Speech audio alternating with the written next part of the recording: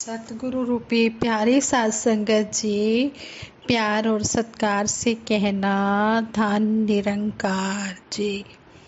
साध संगत जी, संपूर्ण अवतार पानी में शहंशाह बाबा अवतार सिंह जी महाराज हमें इस शब्द द्वारा समझाते हैं, फरमाते हैं, गुरु दर्शन दा फल है वड्डा, मन नूं पाक बनांदा ए। गुर चरना दी तूड़ी पाके मन मैला तुल जाता है। संपूर्ण अवतार वाणी का यह शब्द बहुत गहरे अर्थ रखता है। गुरु का दर्शन भगत के लिए अनेकों लौकिक अलौकिक खुशियों का खजाना लेकर आता है। यही कारण है कि जब भी संत समागम या आसपास कहीं सतगुरु के आगमन की शुभ सूचना मिलती है, तब तन मन में उल्लास और उमंगों का समुंदर हिलोरे लेने लगता है। दासी बात सतगुरु बाबा हरदेव सिंह जी महाराज के समय की करेगी। सतगुरु बाबा हरदेव सिंह जी महाराज चित्तौड़गढ़, नीमच व मंदसौर होते हुए पश्चिमी रेलवे के प्रमुख परिचालन केंद्र रतलाम पहुंचे। समीप के विशाल अंचल के आदिवासी भगत जन भी बड़ी संख्या में रतलाम में बाबा जी के दर्शन करने के लिए आ गए।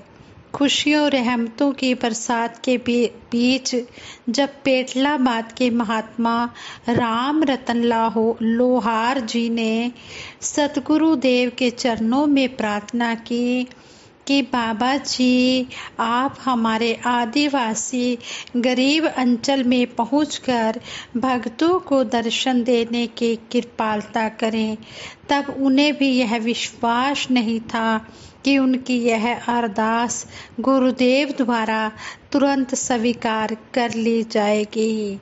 लेकिन साध संगत जी, आपको तो पता ही है, सतगुरु भाव का भूखा होता है। सतगुरु बड़ा दयालु होता है।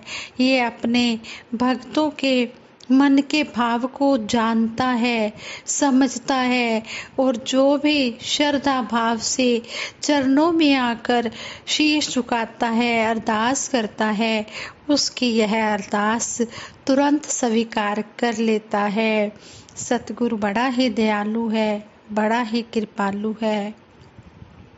वास्तव में पेटलाबाद जिस अंचल में स्थित है, उसके लिए कठिन मुश्किल रास्तों से होकर गुजरना होता है, लेकिन भक्ति के भोले भाव में बंधे सतगुरु के लिए ऐसी रुकावटें कोई महत्व नहीं रखती है। सतगुरु तो हमेशा अपने भक्तों को खुश रखते हैं और खुश देखना चाहते हैं, चाहे इसके लिए सतगुरु को कितने भी मुश्किलें सहन करनी पड़े। लगभग आधी रात को उन्हें जब यह सूचना मिली कि सतगुरु बाबा जी रतलाम से आगे गोधरा गुजरात की यात्रा पेटलाबाद से होकर तय करेंगे, खुशी से सभी का रोम रोम गदगद हो रहा था। सभी की खुशी का कोई ठिकाना ही नहीं था। मीलों मील पैदल चलकर श्रद्धालु गुरुदेव के स्वागत के लिए दुर्गम पहाड़ियों के बीच स्थित पेटलाबाद पहुंचने लगे। सौभाग्यवश महात्मा हरजीत निषाद जी को भी बाबा जी के काफिले के साथ वहां जाने का अवसर मिला।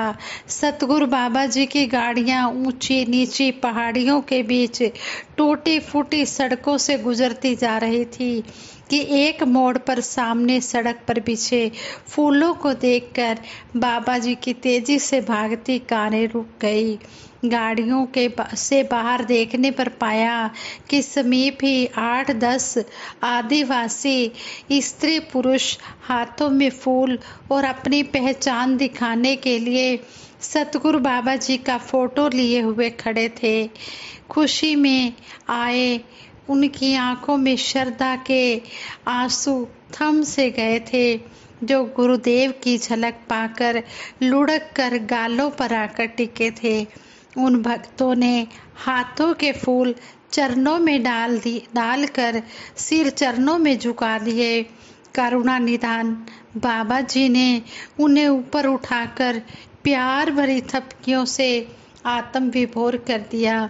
सीधे सरल गांव वालों के इस अनुपम प्यार को देखकर जहां सभी रोमांचित थे, जो बाबा जी के साथ महात्मा थे, सभी ये दृश्य देख रहे थे, सभी हैरान थे ऐसे दृश्य देखकर। वहीं साथ में चल रहे पुलिस पार्टी के लोगों की भी खुशी का कोई ठिकाना नहीं था। रह रह कर दिल में यही भाव आ रहा था कि रात को बाबा जी ने राम रतन जी को पेटलाबाद आने की जो स्वीकृति दी थी, वह तो पहले से तो बिल्कुल ऐसा ध्यान भी नहीं था, लेकिन भक्तों की वर्षों की साधना को पूर्ण करने के लिए सतगुरु बाबा जी द्वारा बहुत पहले जो निर्धारित कर दी गई थी। कहने का भाव कि बाबा जी का इधर आने का कोई प्रोग्राम नहीं था, लेकिन एक भगत के कहने पर सतगुरु को इधर आना पड़ा और जो आगे का अपना जो प्लान था वो थोड़ा लेट करना पड़ा। कहते हैं प्रभु का मान भले टल जाए, भगत का मान न टलते देखा।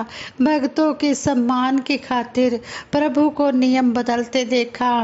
प्रभु अपने भक्तों के सम्मान के लिए अपना आगे का जो कार्यक्रम होता है उसे भी बदल देते हैं। सतगुरु बड़े ही दयालु होते हैं, बड़े ही कृपालु होते हैं।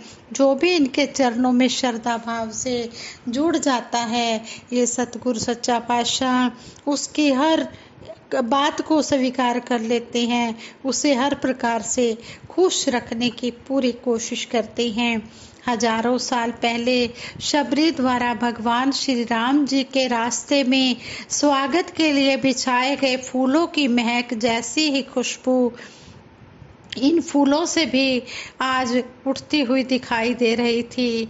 जब सतगुरु बाबा जी आए तो सतगुरु बाबा जी के वेलकम में, स्वागत में गांव वालों ने फूल बिछा रखे थे। रास्ते में, राहों में फूल बिछाए हुए थे स्वागत के लिए।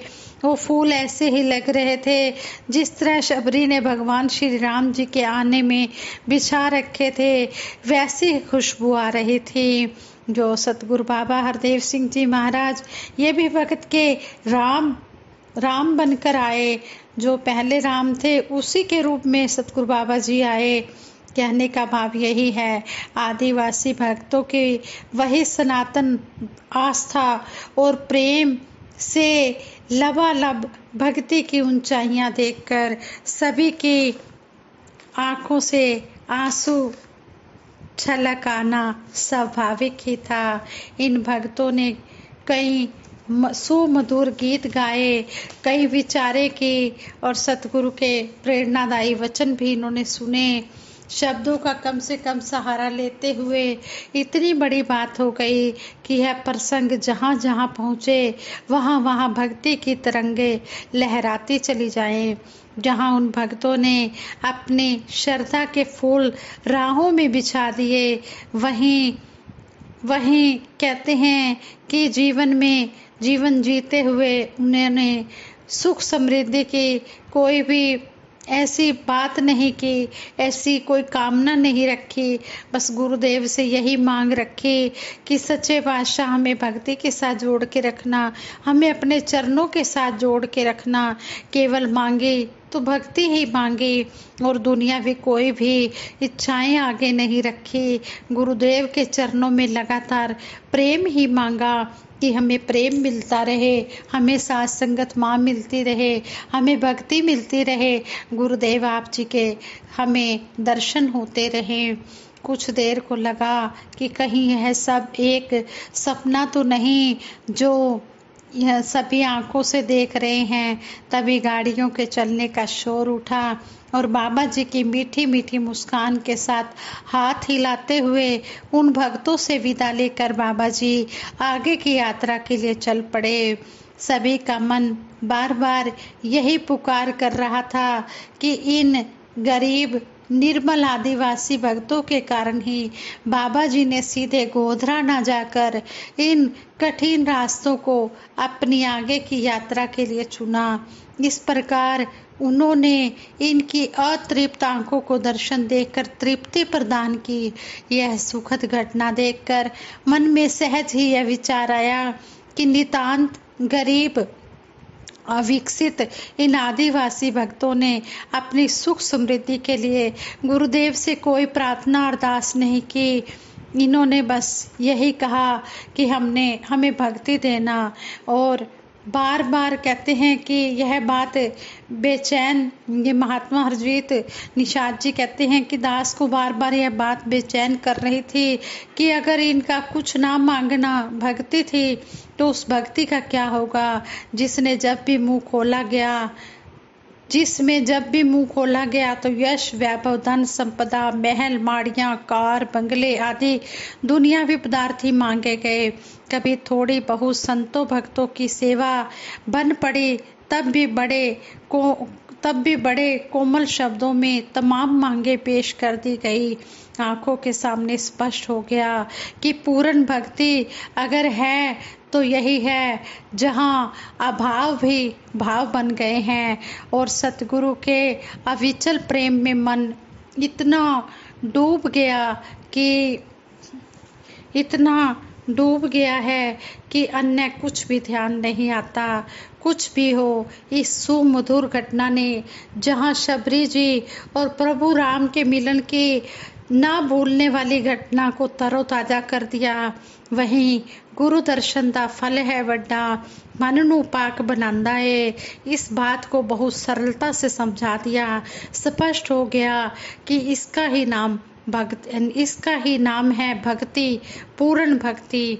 ये जो विचार हैं ये 20 जनवरी 2004 के दिन मंगलवार को घटित सत्य घटना पर आधारित विचार हैं कि जो श्रद्धा भाव से सतगुरु को बुलाता है, ये सतगुरु भाव का भूखा होता है, ये उसके पास उसको दर्शन देने के लिए चला जाता है।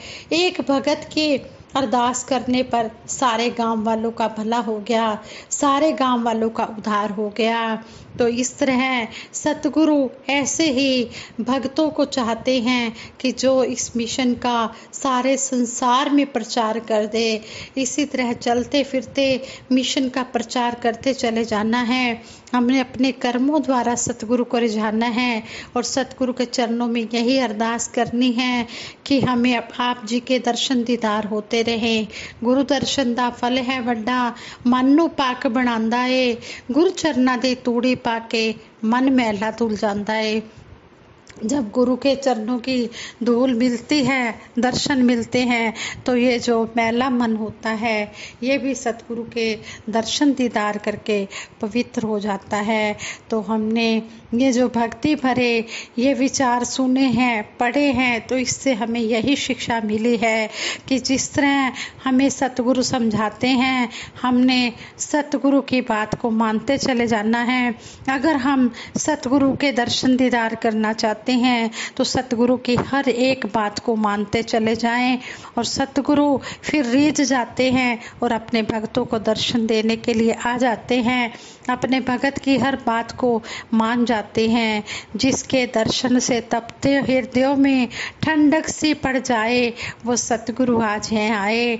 सतगुरु कहते हैं कि किस तरह है देशों विदेशों में प्रचार कर रहे हैं। सतगुरु माता सुदीक्षा जी महाराज आजकल USA में प्रचार करने गए हुए हैं, और किस तरह NYS भी वहाँ पर हो रहे हैं, और किस तरह सतगुरु माता जी सबको दर्शन दे रहे हैं। कहते हैं कि प्यासा कुएं के पास जाता है, लेकिन कुआं प्यासे के पास आ रहा है कि ताकि कोई प्यासा न रह जाए, किसी की प्यास बुझने से न रह जाए। किस तरह सतगुरु जगह जगह जाकर इस सत्य के प्रचार को बांट रहे हैं। तो हमारा भी यही फर्ज बनता है कि हम भी सतगुरु की सिखलाई पर चलें और सभी को इस मिशन के साथ जोड़ें। ताकि सभी सेवा सिमरन सत्संग का आनंद लेते हुए अपना लोक सुखी और परलोक सुहेला कर जाएं।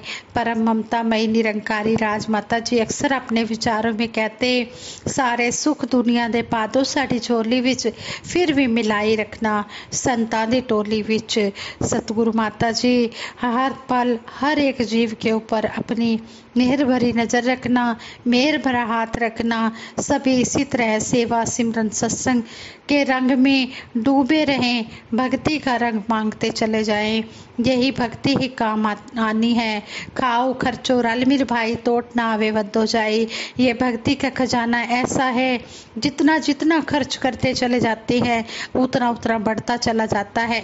दुनियावी खजाने तो जितने खर्च होते हैं उतने ही घटते चले जाते हैं, लेकिन जो नाम रूपी खजाना है, जितना जितना हम खर्च करते हैं उतना उतना ही बढ़ता चला जाता है। इसलिए हम ज़्यादा से ज़्यादा सेवा सिमरन सत्संग की हम इच्छा रखें कि हमने सेवा सिमरन सत्संग ज़्यादा से ज़्यादा बढ़ चढ़ कर करनी है। लेकिन करनी कैसे है? निष्काम और निरक्षित भाव से करनी है। हमने कोई मन में दुनियावी मांग नहीं मांगनी है। जैसे अभी हम विचारों में सुन भी रहे थे कि किस तरह गुरु के दर्शन किए गांव वालों ने, लेकिन कोई दुनियावी मांग नहीं रखी। मांगी तो सिर्फ भक्ति ही मांगी। भक्ति से भरा जीवन दातार हमें देना, मजबूत पहाड़ों सा इतबार हमें देना। भक्ति भरा जीवन संतों जिए जाएं, सेवा सिमरन सत्संग सदा हम करते ही जाएं। बस यही आशीर्वाद मांगते हैं। सच्चे पातशाह सभी को तन मन धन की खुशियाँ देते हुए सभी को सेवा सिमरन सत्संग के साथ जोड़ के रखना। साथ संगत जी प्रेम से कहना, धन निरंकार जी।